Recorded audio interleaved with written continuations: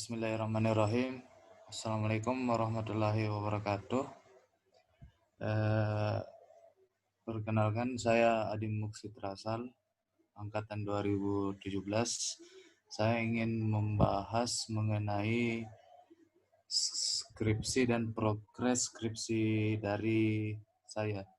Adapun judul skripsi saya yaitu evaluasi perkembangan dan arahan pengembangan lingkungan pesisir terhadap reklamasi Pantai Losari sebagai upaya penerapan Grand Waterfront City. Adapun latar belakangnya, untuk melakukan sebuah penelitian mengenai evaluasi perkembangan dan arahan perencanaan terhadap lingkungan pesisir Pantai Losari sebagai upaya penerapan Grand Waterfront City, perlu upaya pencarian arahan perencanaan bagi kawasan Pantai Losari, di mana ada upaya untuk menyelaraskan perkembangan lingkungan fisik dengan kebutuhan masyarakat sebagai suatu kesatuan yang tidak terpisahkan. Hasil penelitian ini nantinya diharapkan dapat menemukan rekomendasi arahan pengembangan yang di kemudian akan memberikan manfaat bagi pemerintah Kota Makassar dalam pengembangan kawasan ke dalam bentuk yang berkelanjutan, berbudaya, dan manusiawi. Adapun pertanyaan dari penelitian saya, yang pertama, bagaimana perkembangan lingkungan pesisir di Pantai Losari sebagai akibat dari proyek reklamasi? Yang kedua, bagaimana dampak yang ditimbulkan dari pengembangan proyek reklamasi di kawasan Pantai Losari? Yang ketiga, bagaimana upaya pengembangan dalam peningkatan kualitas lingkungan di kawasan Pantai Losari menjadi Grand Waterfront City? Adapun tujuan penelitian yaitu yang pertama, untuk mengetahui perkembangan lingkungan di kawasan Pantai Losari sebagai akibat dari proyek reklamasi. Yang kedua, untuk mengetahui dampak yang ditimbulkan dari pengembangan proyek reklamasi di kawasan Pantai Losari.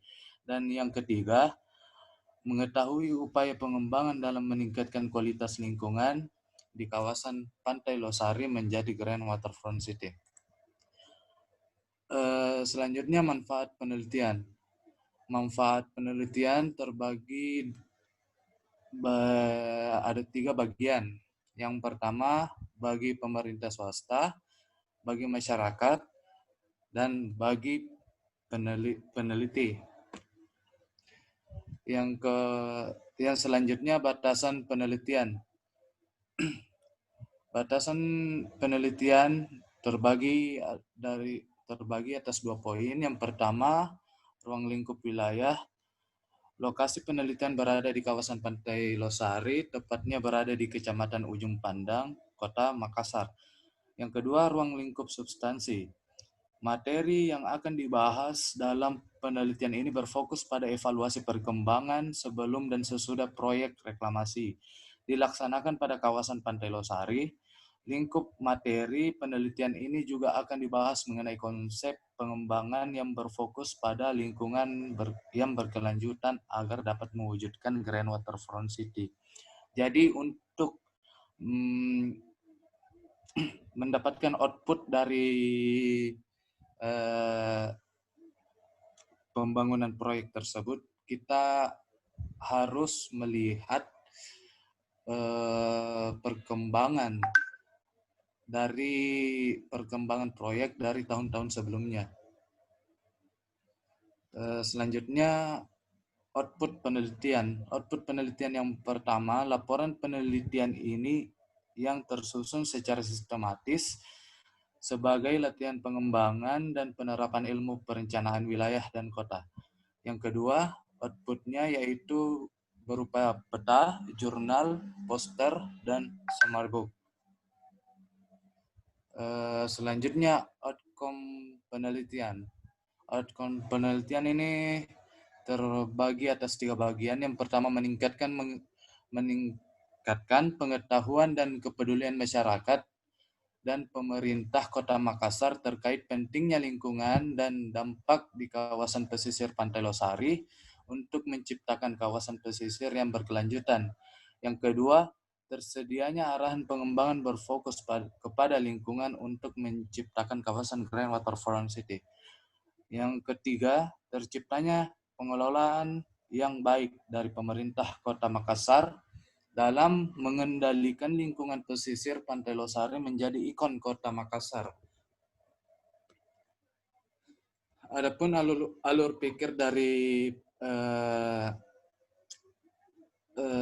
skripsi saya bisa kita lihat pada slide ya, dan bisa kita perhatikan pada metode analisisnya itu ada 4 metode. Yang pertama analisis spasial, analisis komparatif, analisis dampak lingkungan atau AMDAL, dan yang terakhir analisis deskriptif. Adapun definisi operasional pada judul proker saya, yang pertama reklamasi. Reklamasi adalah pekerjaan timbunan di perairan atau pesisir yang mengubah garis pantai dan atau kontur ke dalam kedalaman perairan. Yang kedua, lingkungan adalah seluruh faktor luar yang memengaruhi suatu organisme. Faktor-faktor ini dapat berupa organisme hidup atau variabel-variabel yang tidak hidup. Yang ketiga, waterfront adalah konsep pengembangan daerah tepian air, sungai, dan danau, kawasan yang dinamis dan unik dari suatu kota, di mana daratan dan air bertemu dan harus dipertahankan keunikannya. Yang keempat, ekosistem adalah suatu sistem ekologi yang terbentuk oleh hubungan timbal balik tak terpisahkan antar makhluk hidup dengan lingkungannya. Ekosistem bisa dikatakan juga suatu tatanan kesatuan secara utuh dan menyeluruh antara segenap unsur lingkungan hidup yang saling memengaruhi. Dan yang kelima, Grand Waterfront. Grand Waterfront adalah sebuah konsep membangun daerah aliran sungai yang tercemar. Grand Waterfront juga memanfaatkan ruang terbuka di atas sungai. Pada proses pembuatan Grand Waterfront didasarkan dengan prinsip menjaga dan melestarikan daerah aliran sungai, sehingga tidak akan ada lagi yang membuang sampah rumah tangga ke sungai. Konsep ini akan mengubah sungai sebagai bagian belakang rumah menjadi bagian depan rumah. Sungai akan dijadikan sebagai point of entrance. Adapun kajian pustaka. Yang pertama, konsep pengolahan data spasial, sistem informasi geografis.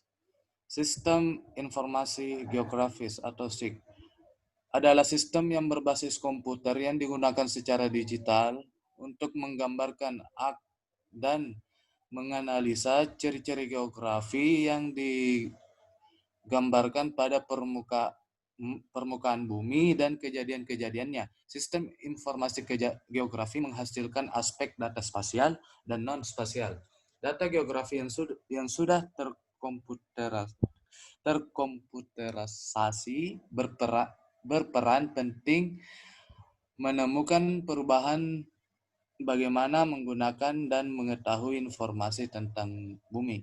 Karakteristik utama sistem informasi geografi adalah kemampuan menganalisis sistem seperti analisa statistik dan overlay yang disebut analisa spasial, yaitu dengan menambahkan dimensi ruang atau geografi. Analisa spasial dilakukan dengan mengoverlay dua peta yang kemudian menghasilkan satu peta, baru hasil analisis. Yang kedua, tipologi kawasan tata ruang reklamasi.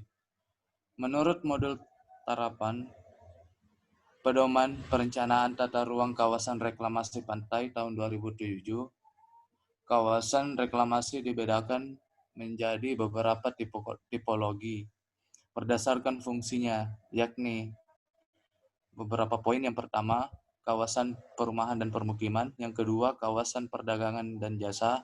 Yang ketiga, kawasan industri. Yang keempat, kawasan pariwisata. Yang kelima, kawasan terbuka hijau atau RTH. Yang keenam, kawasan pelabuhan, laut, atau penyeberangan. Yang ketujuh, kawasan pelabuhan udara. Yang kedelapan, kawasan mixed use.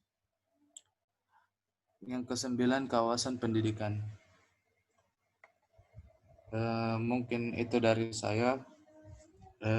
Progres skripsi yang telah dikerjakan, kurang dan lebihnya mohon dimaafkan. Wabillahi taufiq wal hidayah. Wassalamualaikum warahmatullahi wabarakatuh.